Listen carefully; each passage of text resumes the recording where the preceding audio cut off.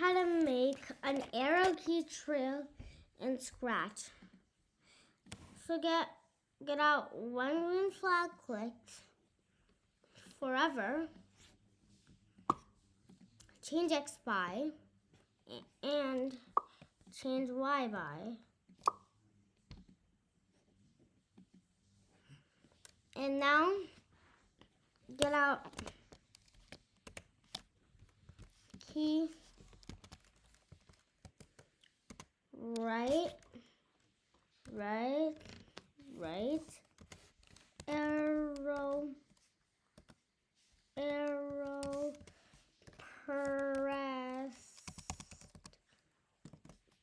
minus key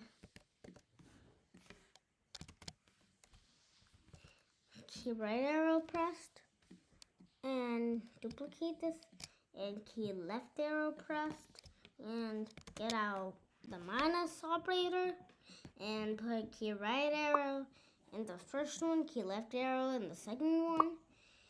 And now hold Alt and drag this in the change X by. And then in this one that's over here, where it's right arrow, do up arrow, and where it's left arrow, do down arrow.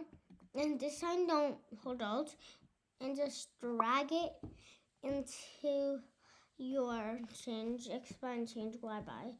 And you see this is working, but it's a bit slow. So to make it faster, we're gonna get out a times block and hold Alt and just drag this next to it. Put key right arrow minus key left arrow in whichever one. I'll do this one. And in the second one, put 6. And then do this, and then do the same thing for your other times block. Over here, same 6. And so now we're gonna put this into change Y by. And now you see it's going a lot faster. And so now we're gonna add a trail. So to do that, get a create clone myself block. When I start as a clone, we're gonna repeat 10, and we're gonna delete this clone. So you see, if you watch my mouse trail video, this will be very similar. You're just controlling it with the arrow keys. And now we're gonna add some effects to it. We're gonna do, you can put whatever block you want in here. I'll just do a change ghost effect by 10. And now you'll see it'll fade out as I move. And you can also do stuff like point in direction, pick random. To do a little explosion effect, do point in direction. You can also do this on your mouse trail. Put pick random 0 to 360. And actually, yeah.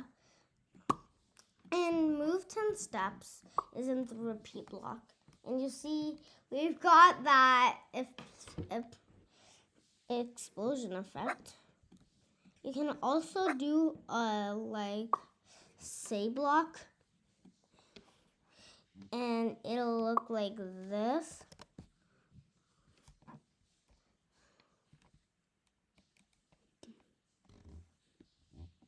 But it won't look as you might have been thinking, though. And so there's more we can do. We can ask them to make a block and say, I'm doing a ghost effect, and I want a longer trail. To do that, do fade over frames and click OK. And when I start as a clone, we're gonna repeat 10, delete this clone, and instead of 10, put the frames input. And this time, instead of just changing ghost effect by 10, we're gonna change ghost effect by 100 divided by, and then over here we're gonna put our frames, and then put this in the change ghost effect. And now let's repeat maybe 25 frames. Let's just see what that is.